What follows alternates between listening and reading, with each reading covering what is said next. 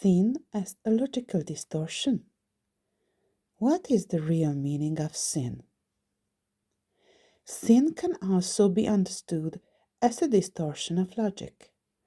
In the traditional dogmatic sense, sin means knowingly and willingly violating the will of God. Yet, in the modern thought, many consider dogmas rigid, something easily rejected in the name of freedom. Concepts are seen as relative, moved, and reshaped at will. But then the question arises, if we do not truly know God, how can we know His will? If we do not know what He desires, how could we consciously oppose it? If God remains an abstractive notion, we cannot recognize Him, and what we do not recognize, we cannot intentionally disobey. Therefore, for modern man to understand the true meaning of sin, we must re-explain it, grasping its essence anew. Sin as disordered attachment. Sin does not always aim at what is evil in itself.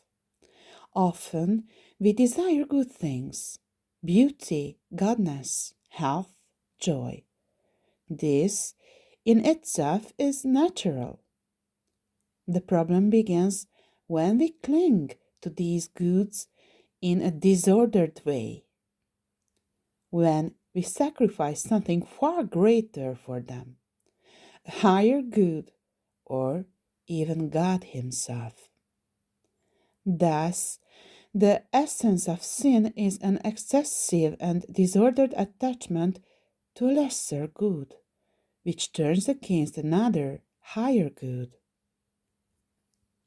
Example, the stolen bread. Imagine someone who is hungry, almost starving, and steals a loaf of bread from the marketplace. He might ask, what is so wrong about that? It's natural that I want to eat. Don't I have a right to life? But from the viewpoint of reason, the premises of this reasoning are faulty. Was he truly about to die of hunger?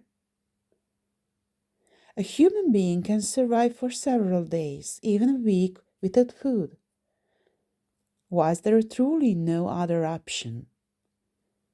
He could have prepared, asked, or sought help.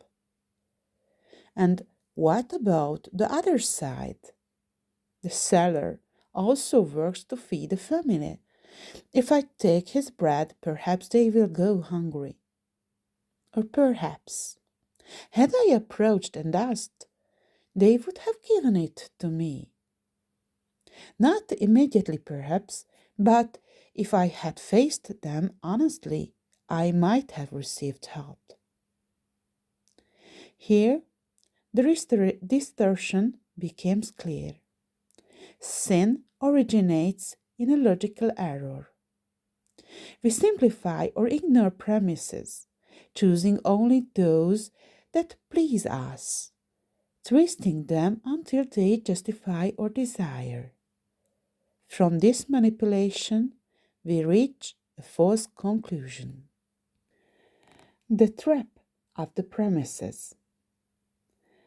The greatest snare of sin and of distorted logic is preciously the distortion of the premises. We conceal, reweight, or omit our starting assumptions. Could selfishness itself be a hidden promise? Could ambition be an unspoken foundation? What determines which premises we reveal and which we suppress? The answer is free will. This is the core seed, the guiding nucleus in fractal logic. The core seed, free will. I decide, I'm free. Yet everything that precedes my decision, thoughts, emotion, fears, possibilities, narrows the field leading to the final choice. If I cling to truth at any cost, I begin to perceive distortions more clearly. No, that bread belongs to someone else. I must find another way. No, I will not yet die of hunger, and if I do, at least I will die with integrity. I will not steal. No, I will not harm anyone, but I have the right to ask. Perhaps someone will take pity, help, or offer work. This is the core seed, my inner free decision, the way I tune myself.